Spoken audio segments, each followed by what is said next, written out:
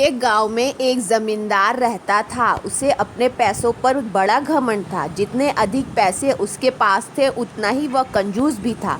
अपने खेतों में काम करने वाले किसानों से वह खूब काम करवाता मगर पगार कौड़ी भर भी ना देता। मजबूर किसान मन मारकर उसके खेत में काम करते। उसी गांव में रामू नामक एक किसान रहता था। उसके पास थोड़ी सी ज़मीन थी। उसी में खेती बाड़ी कर वह अपना और अपने परिवार का गुजारा चलाता था। रामू बड़ा मेहनती था। वह दिन भर अपने खेत में काम करता और अपनी मेहनत के दम पर इतनी फसल प्राप्त कर लेता कि अपने परिवार के लिए 2 वक्त की रोटी जुटा सके। गांव के बाकी किसानों के पास रामू के मुकाबले अधिक ज़मीन थी।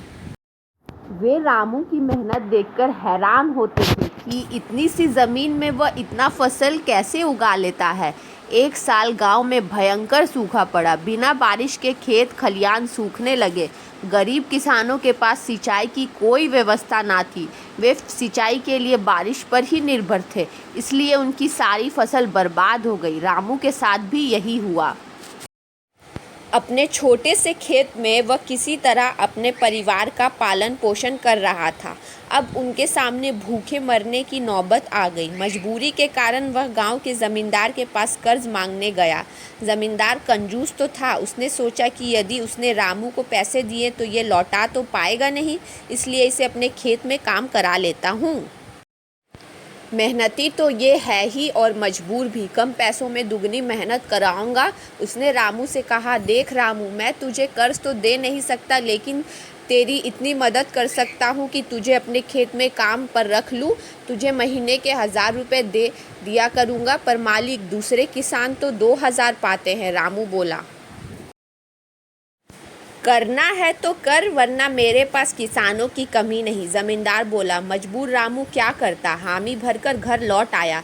अगले दिन से ज़मींदार के खेत में काम करने लगा। मेहनती तो वो था ही, वह खूब मेहनत और लगन से काम करता।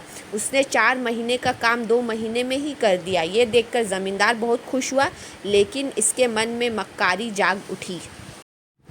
उसने सोचा कि 4 महीने का काम तो इसने 2 ही महीने में कर दिया, क्यों ना इसे निकाल दूं, इससे मेरे 2 महीने के पैसे बच जाएंगे। उसने रामू को बुलाया और उसके 2 महीने के पैसे देकर कहा, रामू, ये ले तेरे पैसे, कल से मत आना, अब मुझे तेरी ज़रूरत नहीं। यह सुनकर रामू परेशान हो गया। बड़ी मुश्किल से उसका घर चल रहा था। अब अपने परिवार का भरण पोषण कैसे करेगा। वह ज़मींदार के सामने गिड़गिड़ाने लगा कि उसे काम से ना निकाले, लेकिन ज़मींदार ने उसकी एक ना सुनी और उसे काम से निकाल दिया। रामू आंखों में आंसू लेकर घर लौटा। चिंता से रात भर उसे नींद नहीं आई। सुबह उठकर उसने फैसला लिया कि वह फिर से ज़मींदार के पास जाएगा और उससे विनती करेगा कि उसे वापस काम पर रख ले।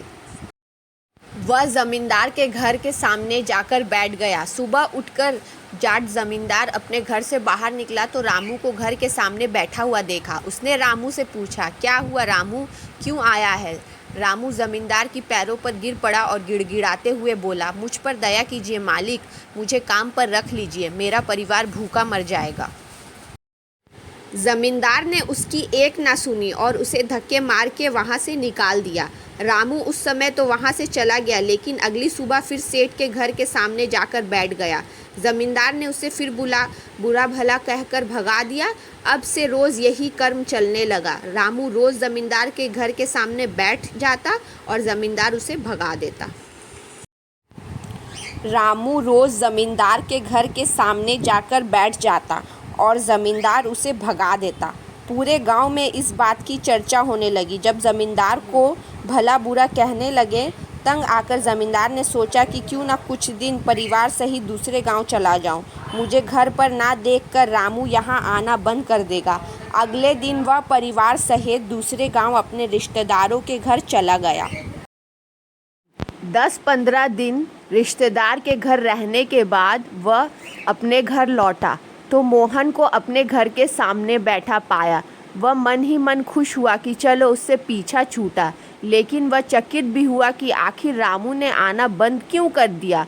उसने गांव वालों को बुलाकर पूछा तो पता चला कि रामू घायल है और अपने घर पर पड़ा हुआ है। जमींदार ने पूछा, क्यों, क्या हुआ उसे? एक जमींदार ने कहा, मालिक, आज जब दूसरे गांव चले गए थे तब भी रामू आपके घर के सामने बैठा रहता था।